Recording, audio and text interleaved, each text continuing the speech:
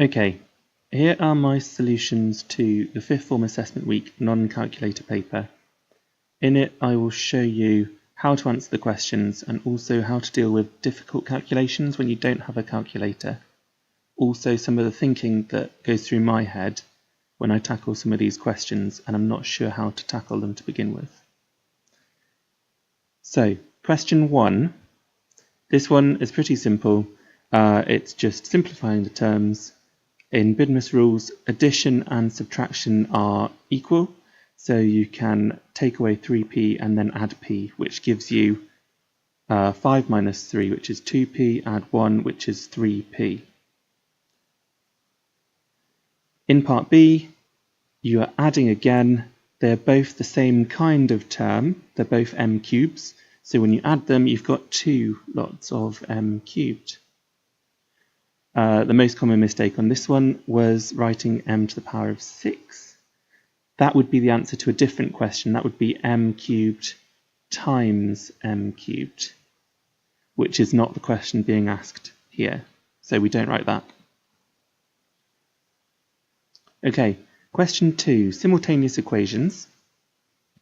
With this, there are 2 methods. You could do it by elimination or substitution.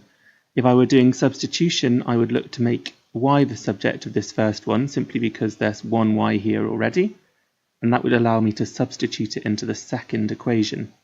But in this question, I think the easiest way is elimination, because I've already got 3x and 3x here. So I can see if I subtract equation 2 from equation 1, then I will eliminate those 3x's. So that would give me 3x take away 3x, this is, equation 1, take away equation 2. 3x take away 3x, which is 0x. Y take away negative 4y, which is 5y. And then minus 4 take away 6, which is minus 10. So that there implies that y is equal to minus 2. And then I just have to choose one of the original equations to find out x. So let's substitute that in equation 1. So 3x add y, which is minus 2, is equal to minus 4. 3x is equal to minus 4 add 2, so minus 2. So x is equal to minus 2/3. And that's the answer here. So minus 2/3 for x and minus 2 for y. Okay, easy so far. Question 3. In question 3, we've got 2 lines, and you have to show that they're parallel.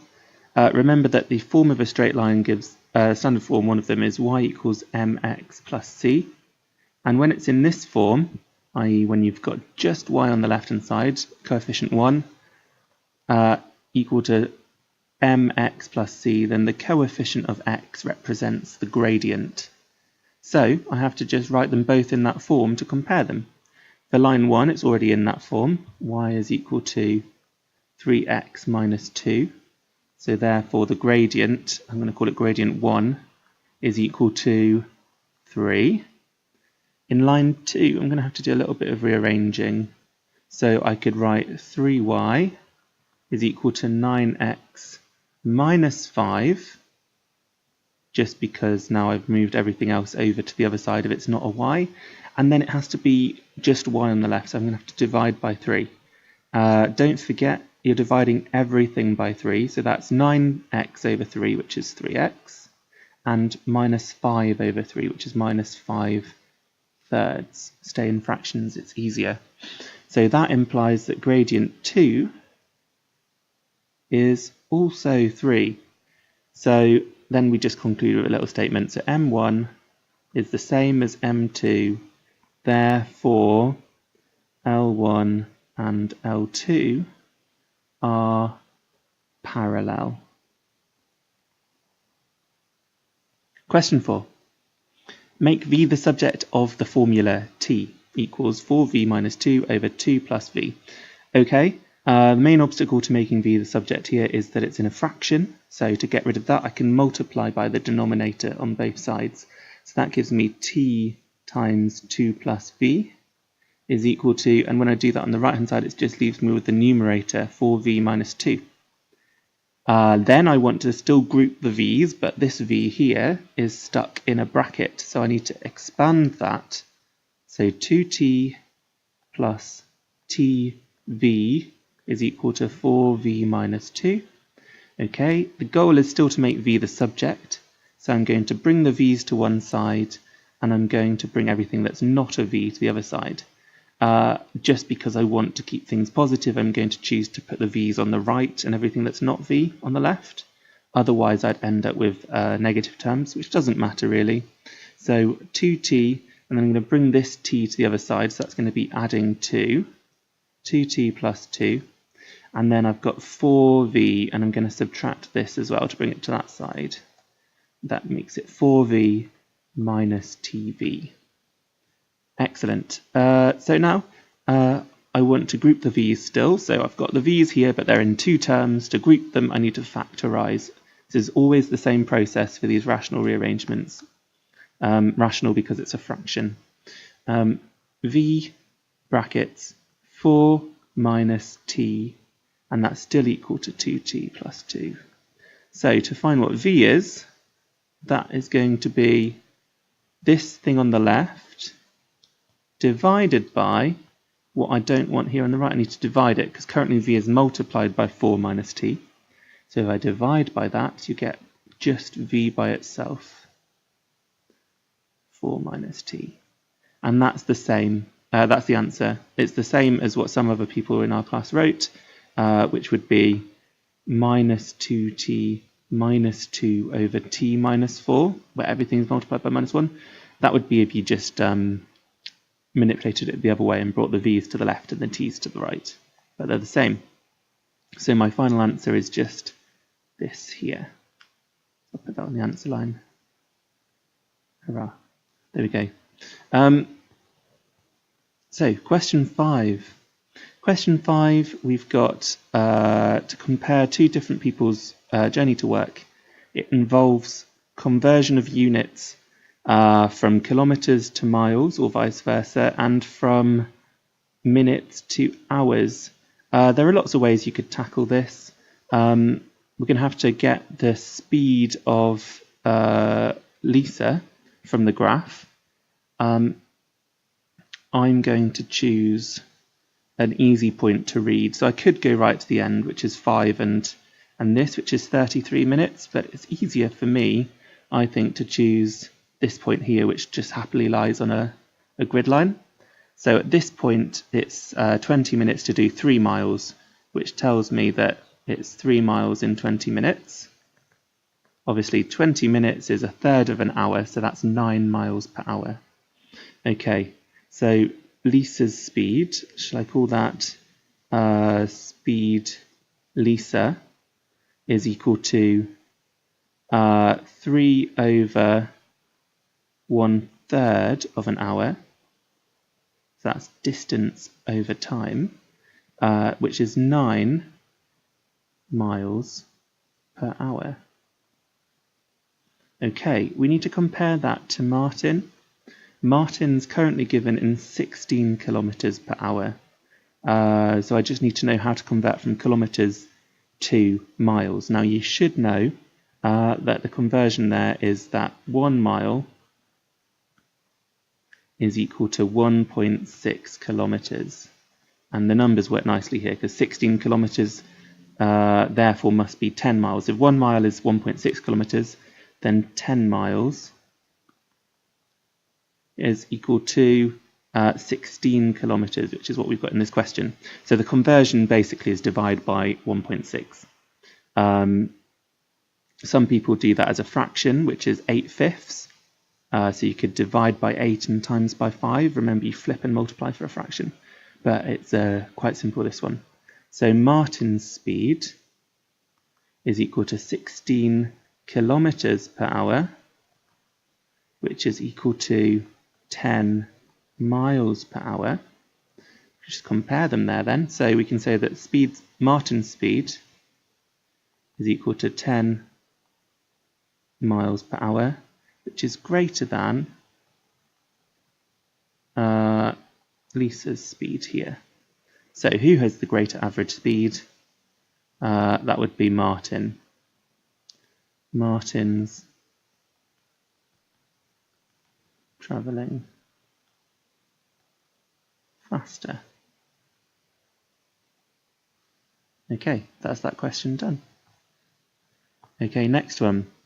Algebraic simultaneous equations. Solve them algebraically, sorry. This one is slightly different. So you see we've got a quadratic equation.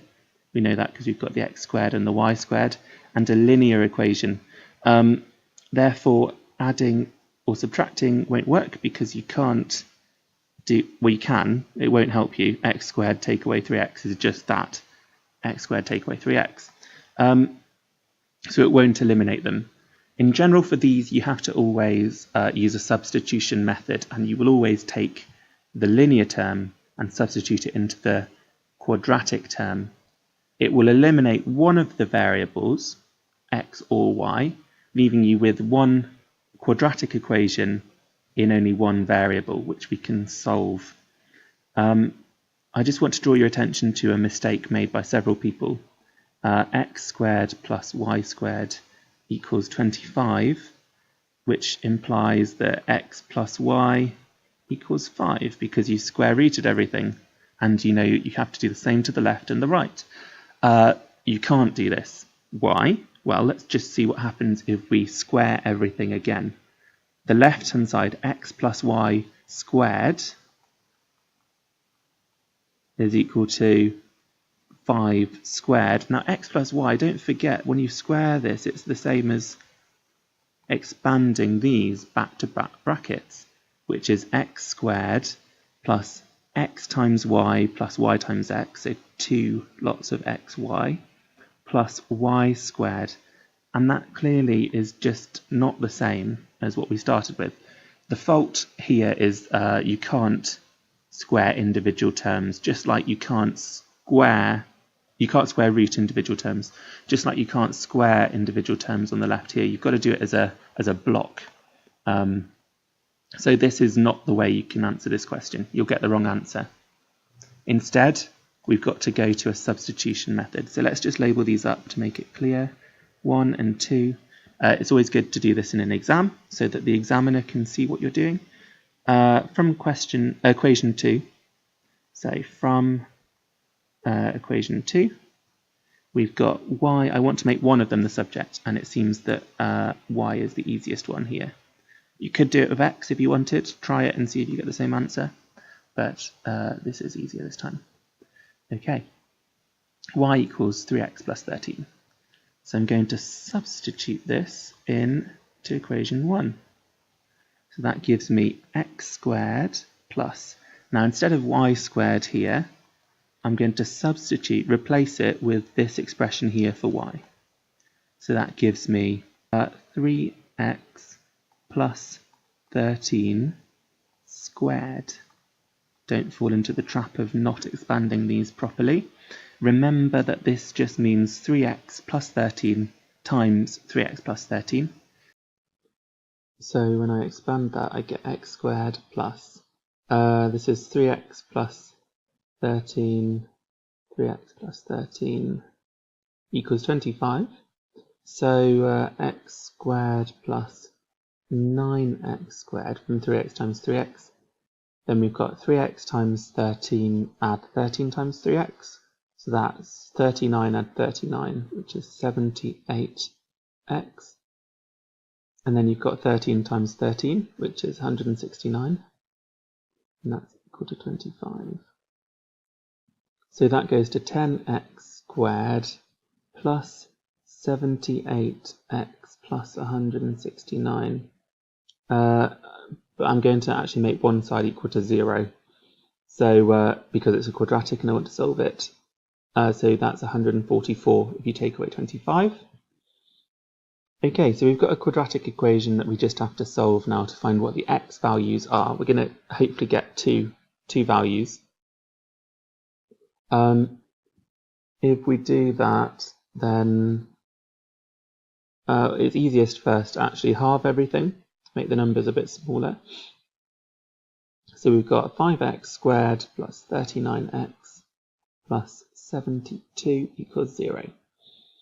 So you could use one of several methods. You could try and factorize it if it factorizes, or the quadratic equation, quadratic formula, or you could use completing the square, which is practically the same method as the quadratic formula. I'm going to try and factorize it. So remember, for these ones where you've got a non-monic quadratic, where this number is not 1, the coefficient of x squared, you could do it by looking for two numbers which multiply to make, well, these product of 5 and 72 is 360. So two numbers which multiply to make 360 and add to make the middle number here, 39. So that's going to be a difficult one to find.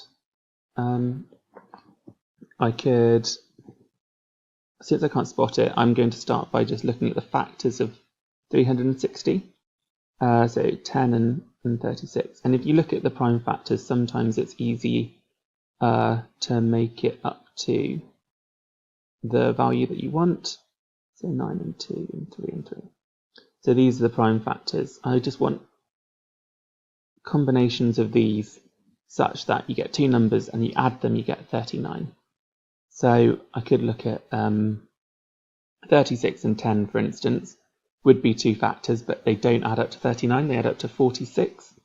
So I want basically this to be slightly larger. So what could I have? I could have, well, I can make 12 out of these factors by 2, 2 and 3. And that would leave me with 5, 3 and 2, so 30. 12 and 30 multiply to make 360, but they add to make 42, so still not right. I could also make 15 from these. That's another smallish one. And I'm left with 2, 2, 2 and 3, so 24. 15 and 24. And those ones do add up to 39. So yeah, the two numbers I want are 15 and 24. Okay, so that's all just an aside on my page. My working is now going to continue. I'm going to split this number 39 up into those two numbers. It doesn't matter which way round. 24x plus 15x. That was quite tricky, that one. Okay, and now I've got it like that. I can treat them as two separate things here. So this first section on the left, 5x squared plus 24x. Common factors there, it's just x. So I've got 5x plus 24. And then I'm going to factorize the bit on the right as well. Common factors there, well, 3. So I've got 3 lots of 5x, and then 72 goes into 3 24 times. And you know when you've done it right, because this bracket here and this ought to be the same. Okay, and the reason this helps is because now I can factorize the left term here and the right term there. The common factor, the thing they both have in common, is this bracket here actually, 5x plus 24 and 5x plus 24. So when I factorize that out, I get 5x plus 24. And then on the left term, I'm left with x, and on the right term, I've got 3. And so that's how you can factorize it using my preferred method. That tells you that x is equal to minus 3 if this bracket on the right is equal to 0. And if the bracket on the left is equal to 0, then you've got 5x plus 24 equals 0. Therefore, 5x equals minus 24, or x is equal to minus 24 over 5. And I've chosen to keep it in fractions because it's easier, especially for the next bit where I need to work out what the corresponding y values are. There's not really enough space on this question.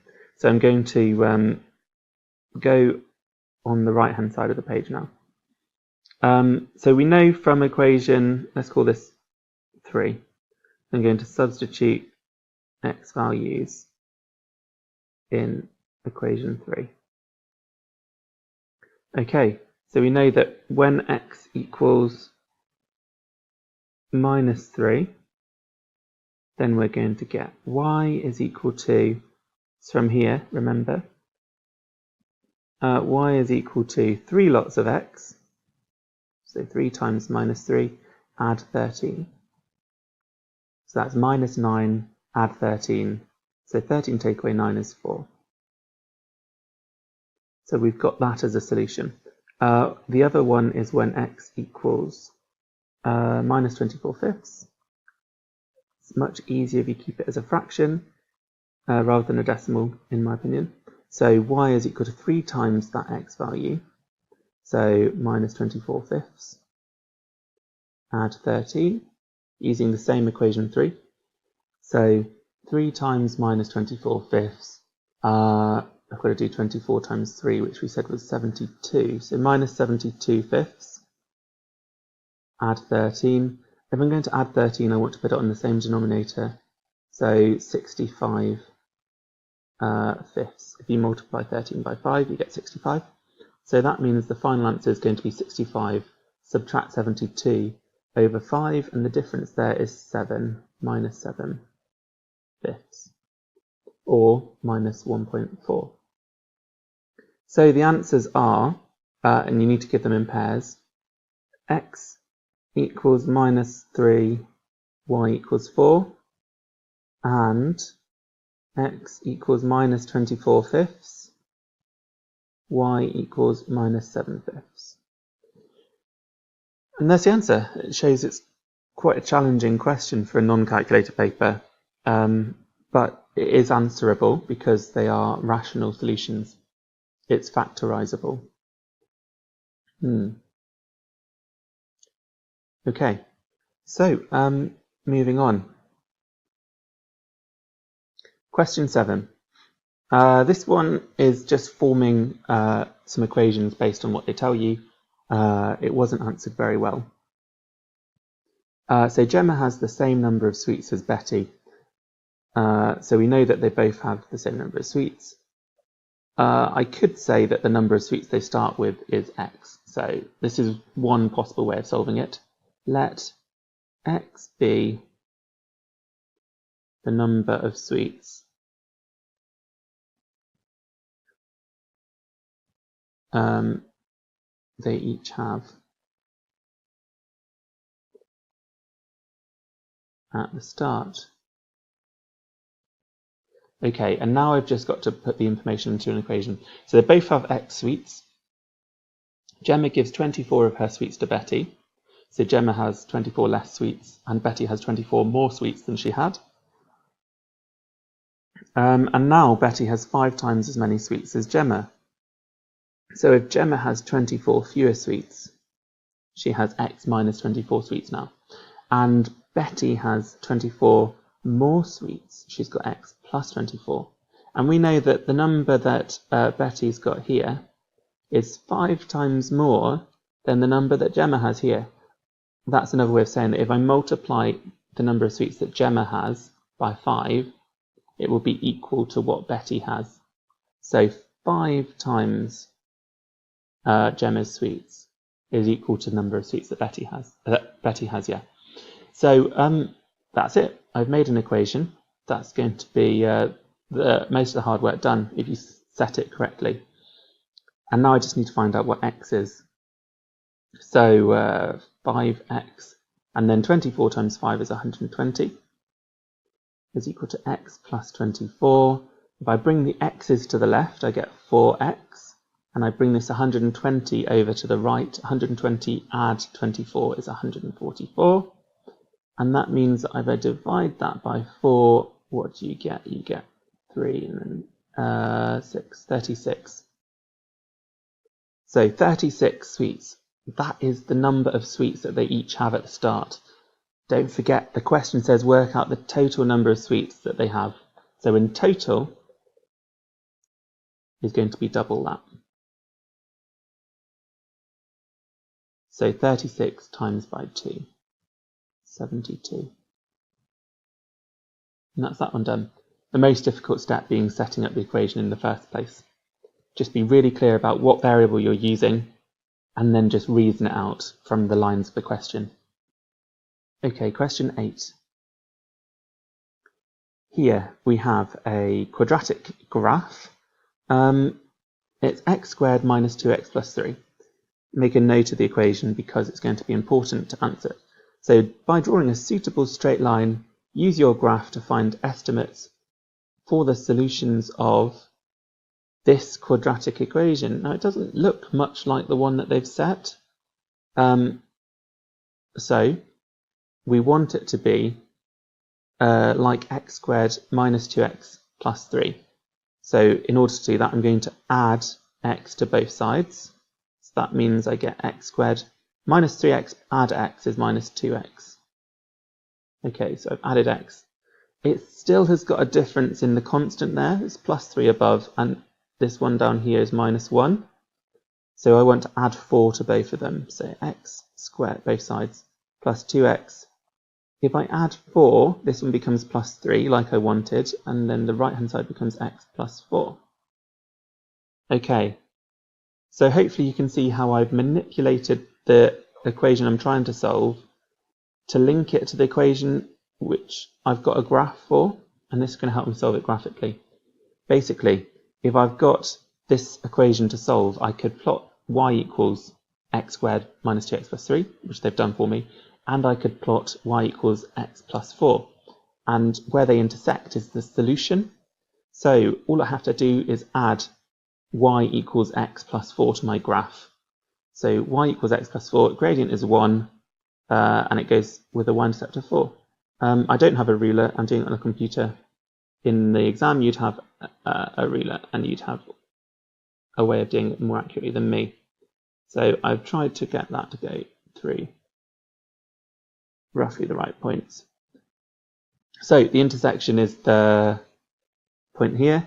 It's when x is equal to, what's that, minus 0.3, and y is equal to 3.8. Be careful, it doesn't ask me to find y. Y is just a construction of this method to solve it. So all I need to find is these x values. So I've got 1 here, minus 0.3. Read the scale carefully.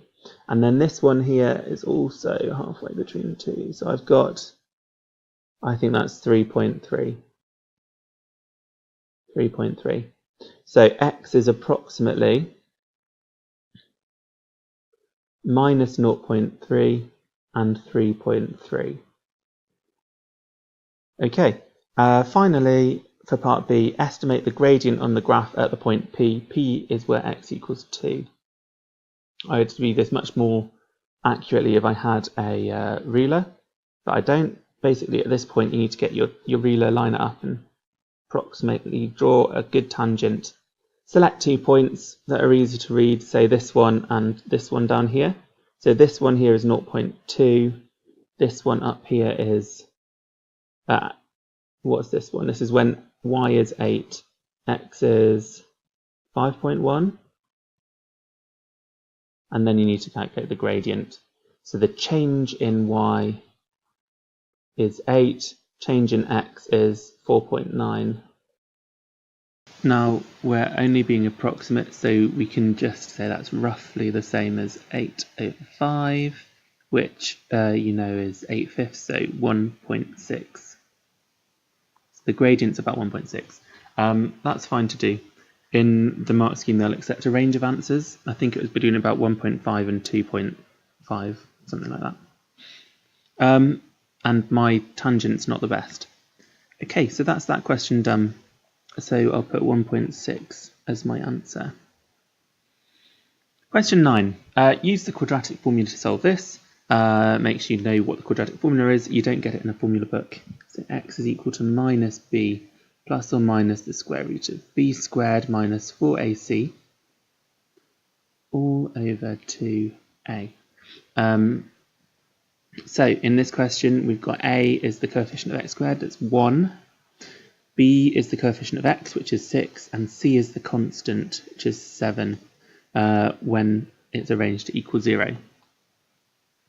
So in this question, it's only 4 marks, it's just substituting in. So minus b is minus 6, plus or minus the square root of b squared, so 6 squared, which is 36.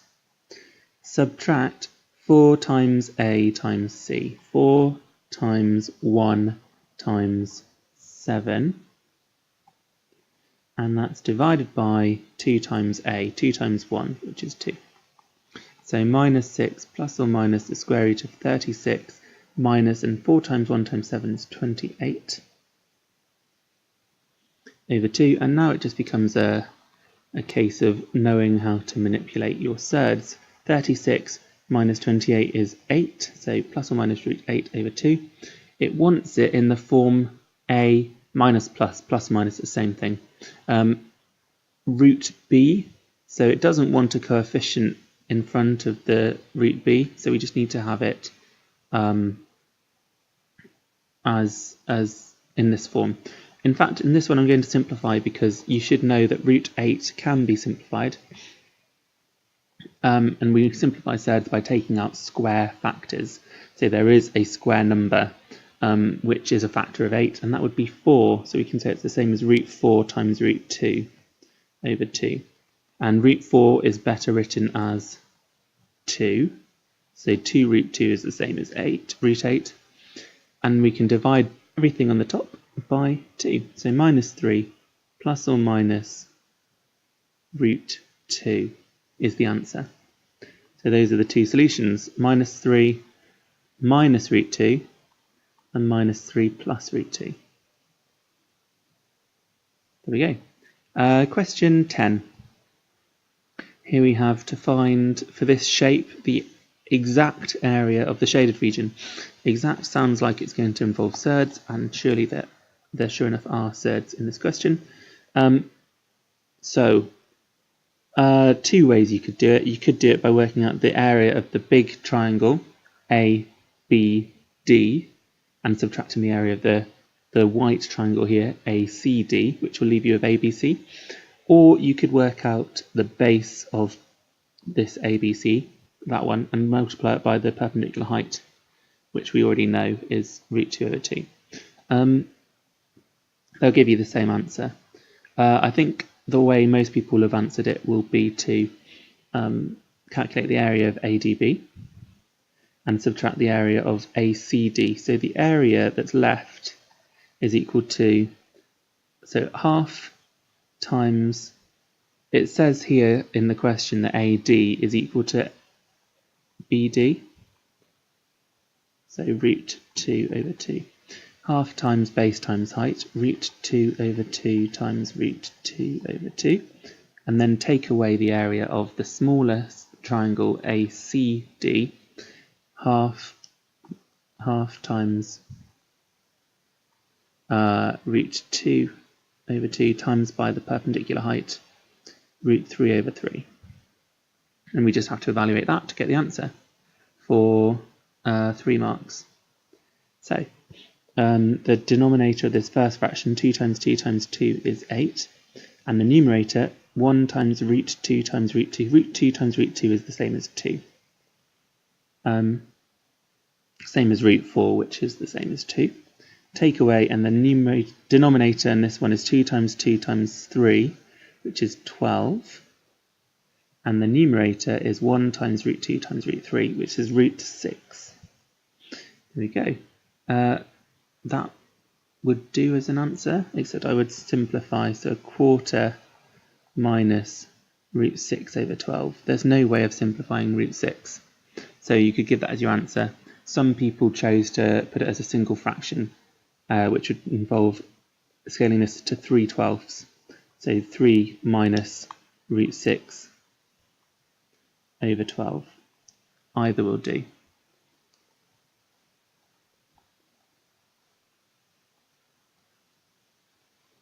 Question 11. This one was potentially the most tricky one on the paper. So here we have all the measurements of this triangle are in centimetres. The area is 351 centimetres squared. Show that this. Now, in exam questions, it's quite common to just get given a load of information and then told to show a quadratic equation. It never really helps to start from what you're trying to get to. More, it's just to try and express the information they've given you as an equation, and then you'll get some indication that you've done it right if you end up with the same as what they've given you. So this question, all it tells me, it shows me a picture of a trapezium and it tells me its area.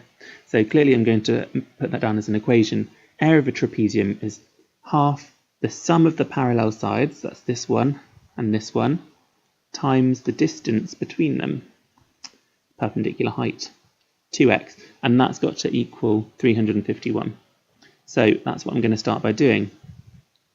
So half times the sum of the parallel sides, so x minus 4, add x plus 5, and then multiply that by the distance between them, which is 2x. And they've told me that that's going to equal 351 centimeters squared. Right, I've got an equation. Let's see if it's the same as what they told me to show. This half and 2 here, they cancel, so that simplifies things. This bracket here is 2x minus 4 plus 5 is plus 1 times x is equal to 351. So 2x squared plus x, and if I bring this 351 to the left, I'm going to get minus 351 equals 0. And that's what I was trying to show. Great, I've done it right. So as required. Now we've got to work out the value of x, and this one is a quadratic equation. Different ways we could solve it. We could do a factorising method, we could do completing the square, or we could do the quadratic formula. I wouldn't recommend doing completing the square necessarily, because quadratic formula is basically the same method and a bit easier to implement in this case. If you were trying to factorise, we'd be looking for two numbers that multiply to make 2 times minus 351, so that would be minus 702, and add to make 1, which you could do. I'm going to try the formula this time. Okay, so x is equal to minus b, so minus 1, coefficient there, plus or minus b squared, which is 1, minus 4 times a, which is 2, times c, which is minus 351. All divided by 2 times a, which is 2 times 2. Okay. Just note as well in this question, while I thought of it, even if you couldn't do part A, there's no reason you shouldn't try part B, because they've given you the equation. You should still be able to attempt part B. Don't just give up because you can't do the start of a question. Minus 1 plus or minus, right, I'm going to have to do some calculations on the side here. 4 times 2 is 8, but 351 times 8, some people might be able to do that in their head. I'm going to do it by this method. 8 times 5 is 40, 4, and then that's 24, add 4, so 28, and that's it. So 2,808, negative times negative is positive, so we've got a large number to find the square root of in a non-calculator paper, 2,809.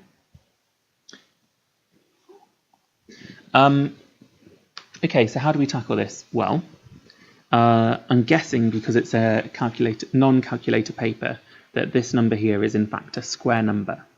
So I've just got to find the integer which, when I square it, becomes 2,809. How do you do that?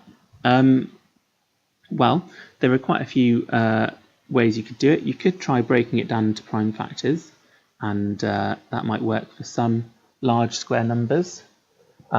So, for instance, if I took a large square number, such as 3,969, I could break that down into its prime factors.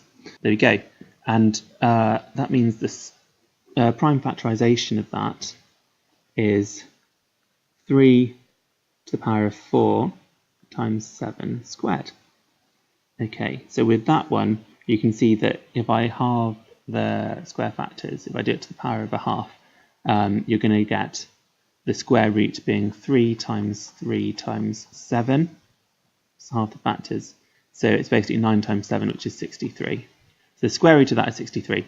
So that's one way you can tackle them. But a more elegant way, I think, and easier, particularly if you've got difficult factors, such as prime factors, is to look at what we know the square root is going to be between.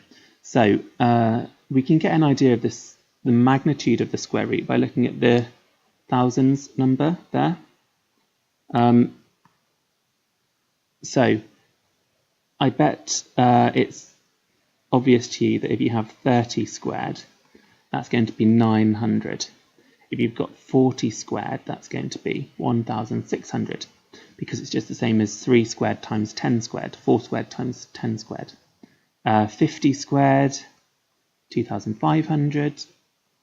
60 squared, it's going to be 3,600. And we can see, therefore, that the square root of this number here is going to be in the 50s. It's between these two. Okay, that's one bit of deduction done. Next thing to look at once you've got the ballpark is what this unit is. Now, there aren't actually that many numbers which, when you square them, will end in a 9, because any number that ends in a 1 squared is always also going to end in a 1, because the units you get by doing 1 times 1. Anything that ends in a 2 is going to end in a 4 when you've squared it. Anything that ends in a 3 will end in a 9, so it could end in a 3. Anything that ends in a 4 will end in a 6. In fact, we can do this kind of mapping all the way along. So if my number ends in a 1, when you square it, it's going to end in a 1, 2 will end in a 4, 3 will end in a 9, 4 will end in a 6, 5 will end in a 5, 6 will end in a 6 as well. 7 will end in a 9, 8 will end in a 4, 9 will end in a 1, and 0 will end in a 0. So what this shows us is that if we know that the number we're finding the square root of is a square number, then the final digit can tell us what the square root's final digit might have been. So there are only 2 ways you could end up with a 1 as your last digit. That's if your square root ends in a 9, or if it ends in a 1 itself. If it ends in a 5, even better, because the only numbers which, when you square them, end in a 5 are those which end in a 5 already. In this one, we know it's a number in the 50s. We know that it's got to end in a 9. Therefore, the only 2 numbers that it could be are 53 and 57. Great. So from my deduction there, which doesn't take too long, especially if I don't have to explain it, you realise it's in the 50s, and you realise it has to end in a 3 or a 7. This is a really interesting technique here. It shows you, first off, that you can't have any square number that ends in a 2, a 3, or a 7. Maybe you can ponder that, or an 8. Another interesting one for you to investigate yourself as well is if you cube numbers, there's a nice mapping there as well for you to look at. Is there a shortcut for when you're cubing cube rooting a cube number? There is. Go and have an investigate that yourself. So we know it's if 2,809 is a square number, which I'm assuming it is because it's non-calculated paper, then it's going to be either 53 or 57 squared. So let's just test that. 53 times 53, 3 times 3 is 9, 3 times 5 is 15, and then we've got 5 times 3 is 15, carry the 1 over, 5 times 5 is 25, add the 1 is 26. So you've got 9, 0, 8, 2. Right, so it's the first one. So the square root of 2,809 is 53. A really useful technique that. If you want to practice it, just ask someone to generate a square number for you by squaring a 2-digit number, and then you can work out for them what it was in the beginning, and maybe you'll really impress them. So -1 add 53 gives us 52 over 4, and -1 subtract 53 is -54 over 4. So that's equal to 13 or -13.5. Go back to the question, which one do you think it was? Well, it's a shape and these have to be positive numbers, so it's going to be the positive one. So x is equal to 13. Question done. Okay, question 12.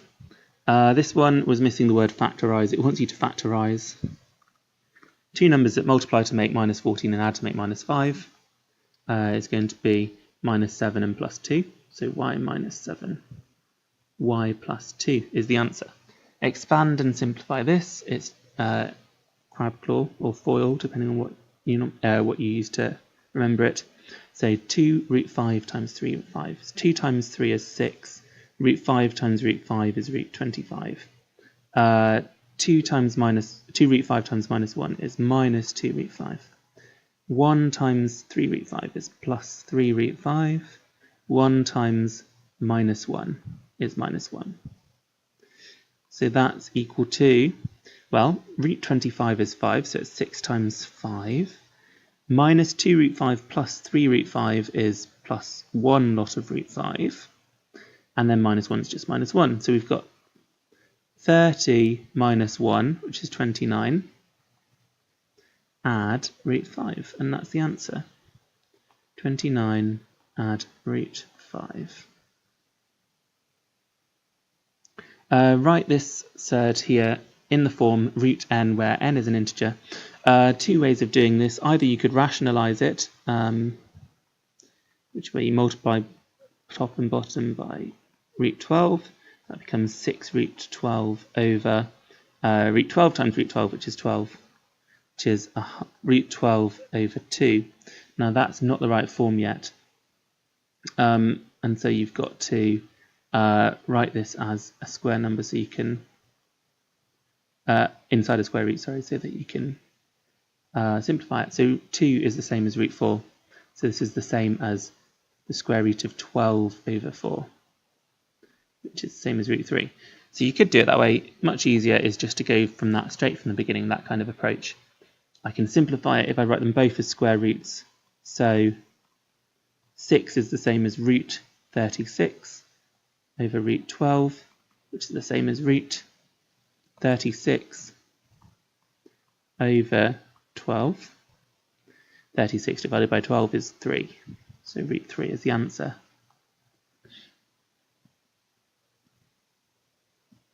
Okay, and on this final question then, circle theorems one, it's quite a difficult one, I thought. I would have a look through at how I'm going to answer it before I start writing anything. So we're looking for angle BCD, this one. Well, I can see straight away this is a radius and a tangent, and I know therefore that this is going to be 90 degrees. I can see that we've got a triangle here.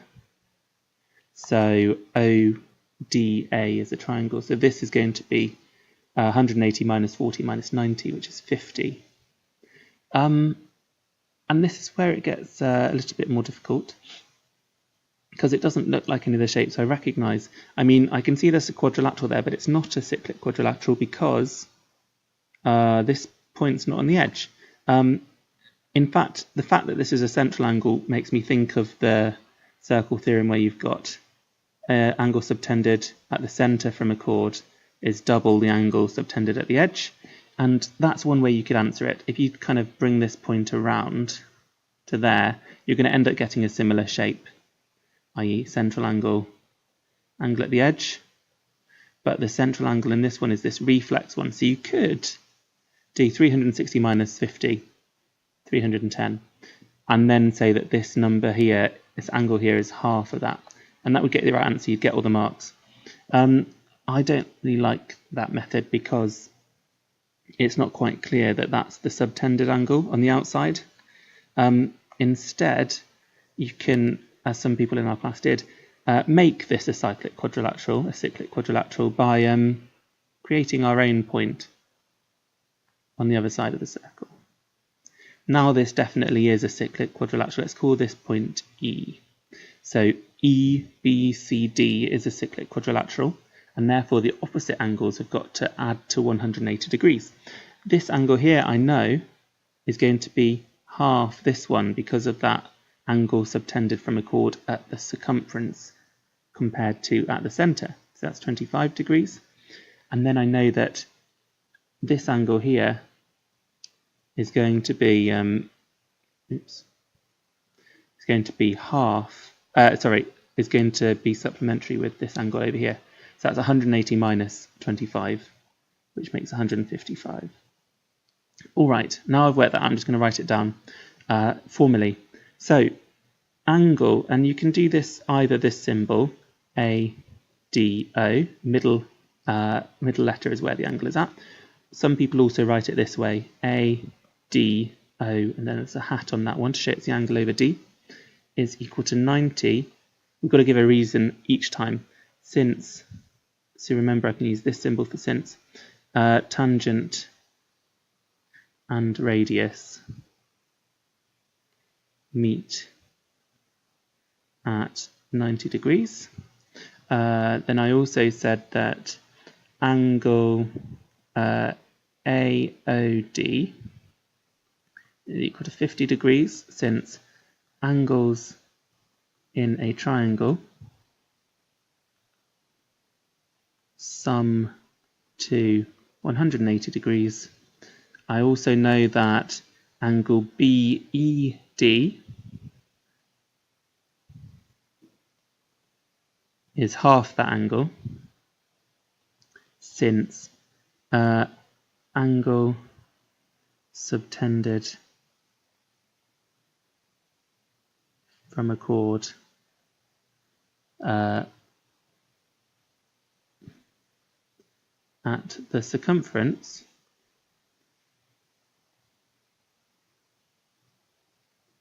is half that subtended